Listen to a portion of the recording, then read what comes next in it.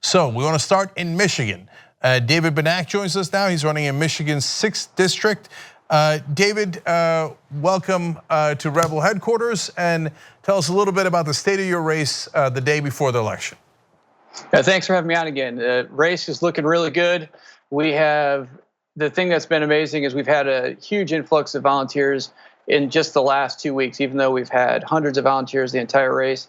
We can't even keep up. We're having people walking in and out of the office constantly. Phones have been ringing off the hook.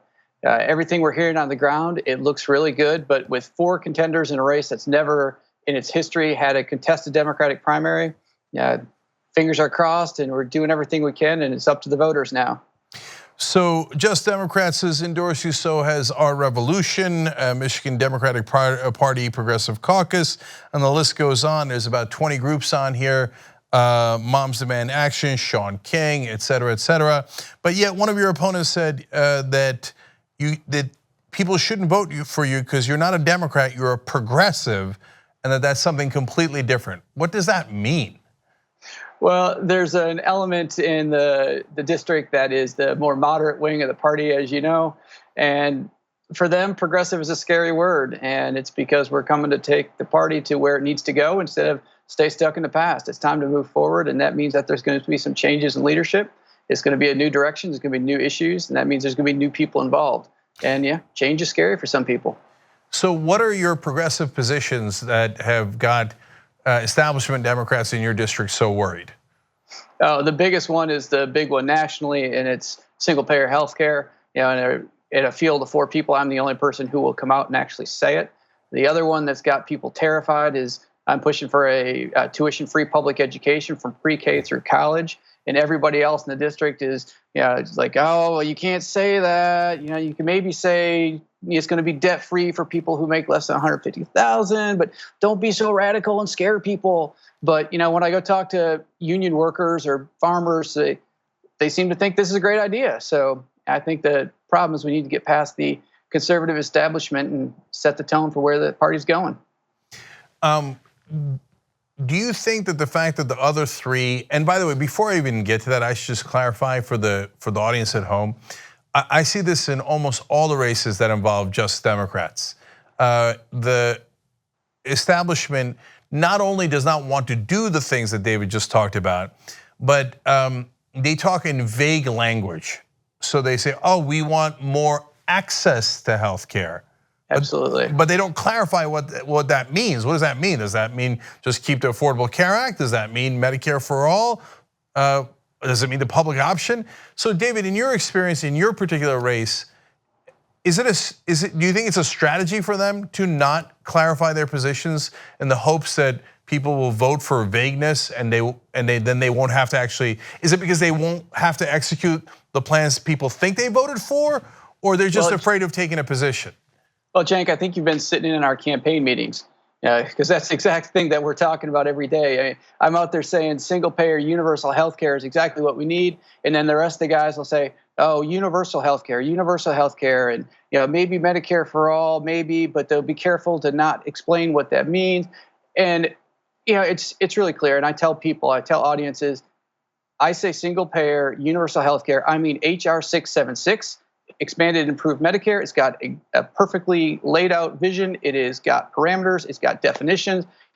And the rest of the field is just going to tell you universal health care, and they're going to talk this way and that way and try to make sure you don't understand it, so that way you can't vote against it or for it, just trying to confuse you. Yeah, and I can tell that you're running on actual policy positions because they're right behind you. And so, by the way, if you don't know at home, the Just Democrats platform doesn't just say get money out of politics. That's easy to say. Not a lot of people, almost all Democrats say it, then they don't do anything. It actually calls for an amendment to get money out of politics. And that makes a giant difference, of course. All right, last fun question for you, David. Do you think it has helped or hurt your campaign that people confuse you for Matthew Broderick? Well, it helps. It's good to be young and energetic and a little charismatic on the campaign trail. It helps get people excited and involved. And people joke about how old Senator Sanders was.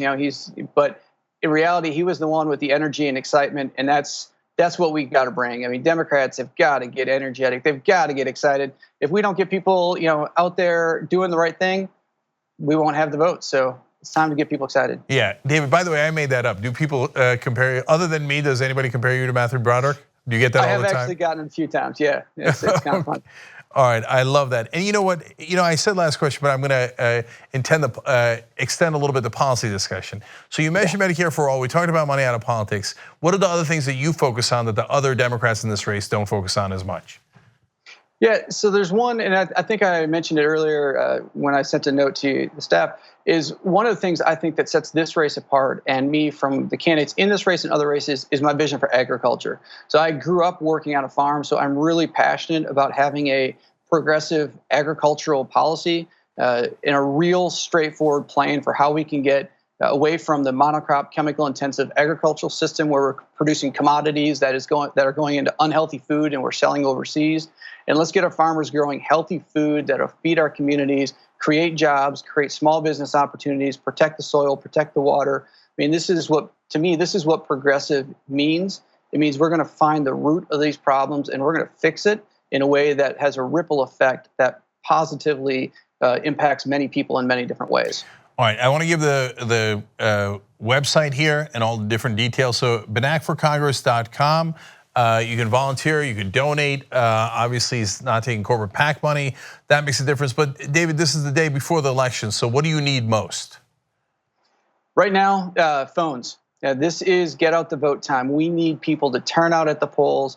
The way that this race is going to be won is by the team that is most effective at getting their supporters to turn out and vote. And that's going to be all over the country. In primaries, whoever has the best ground game, whoever is the most effective at getting their voters to turn out on election day, that's who's going to win. And I think that's why we can win. And if anybody wants to help me out, get on the phones, make some phone calls, get people to turn out. That's what we have to do. We help each other out all across the country. I keep saying last question. I keep asking you one more, but okay, super last thing. If you win the primary, how are you going to run against Fred Upton? The same way I ran the primary. And I think actually that's the reason why I need to be the candidate in this race is because the other candidates are all trying to play the money game. And Fred Upton his family owns Whirlpool. He's got Kochs, he's got DeVos's, he's got Paul Ryan's PAC supporting him. This guy's got more money than Midas. There's no way you can beat him in that game. So what we can do is what he can't do and what he can never do is we can mobilize hundreds of volunteers. We can knock tens of thousands of doors. We can show up at every single community meeting. We can host in-person live public town hall meetings. And we're going to be in front of every single voter, listening to their concerns, answering their questions, and that's why they're going to come out and vote, and that's why we're going to beat Fred Upton. All right, David Benac, Michigan 6th. The election is tomorrow. Benacforcongress.com. Thank you for joining us, and go get them.